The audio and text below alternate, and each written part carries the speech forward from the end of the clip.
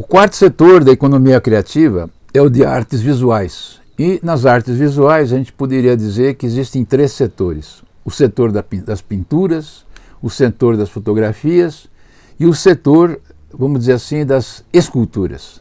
Evidentemente, não há necessidade de explicar, quem faz esses três objetos tem direito de propriedade intelectual.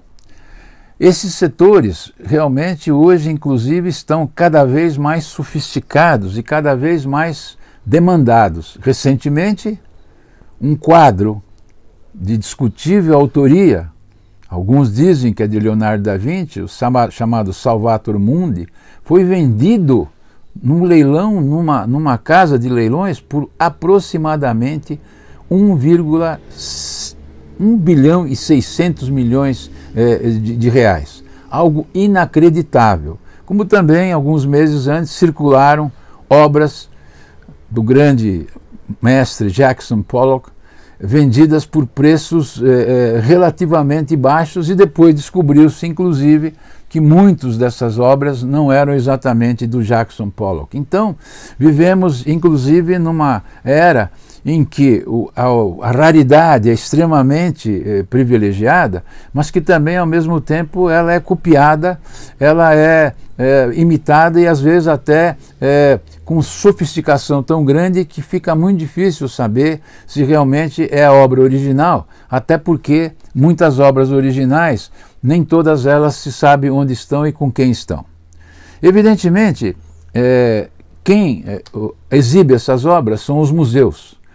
E os museus das grandes cidades do mundo, como o Louvre, como o Hermitage, museus como o Smithsonian, museus como de Nova York, realmente recebem milhões e milhões de visitantes que querem ver essas obras, porque, além de ser cultura, é também, às vezes, a história que está sendo contada através desses quadros. Infelizmente, no Museu de Inhotim, em Brumadinho, perto de Belo Horizonte, que é um dos mais visitados, tivemos até problemas de administração. Aliás, isso é uma outra falha. Não temos gente para cuidar bem dos nossos teatros, não temos gente para cuidar bem dos nossos museus. A editora DVS, inclusive, publicou um livro de 3 autores, A Fina Arte de Sucesso, que inclusive envolve não só a arte visual, como também a música, mostrando como em 5, 6 séculos atrás os artistas conseguiam vender suas obras por grandes valores e como isto continua acontecendo nos tempos atuais. Por incrível que pareça, até temos muitos livros, inclusive livros como este que eu estou mostrando aqui, Brazilian Art, feitos, mas com uma circulação extremamente reduzida, não se tornou isso público, e o reconhecimento das pessoas sobre a arte, a própria arte, o desenho, é pouco estimulado nos nossos colégios e também nas nossas faculdades, apesar de que existem algumas devotadas a artes plásticas e às artes visuais. É muito difícil, inclusive, às vezes, entender o que é uma pintura. Eu tenho aqui um livro de umas centenas que eu possuo, de um artista chamado Sérgio Fingerman, e ele, numa das páginas, diz o seguinte, a preocupação de o que significa pintar. Então ele diz assim: continuamente tenho me indagado sobre o pintar.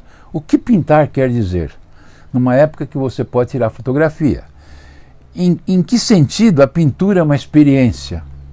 Em que sentido a experiência de olhar, a elaboração dessa percepção nos aproxima da essência do homem?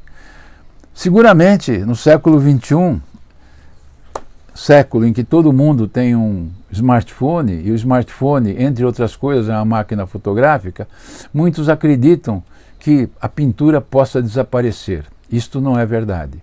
Tanto é que as grandes cidades, a visitação, as obras e as pinturas, tanto de séculos passados como as atuais, é cada vez maior. E isso, obviamente, gera um ciclo virtuoso, porque para manter esses museus, muitos níveis de emprego são necessários, e eles continuarão a existir apesar da inteligência artificial, apesar de toda a automação e apesar de todos os avanços da tecnologia.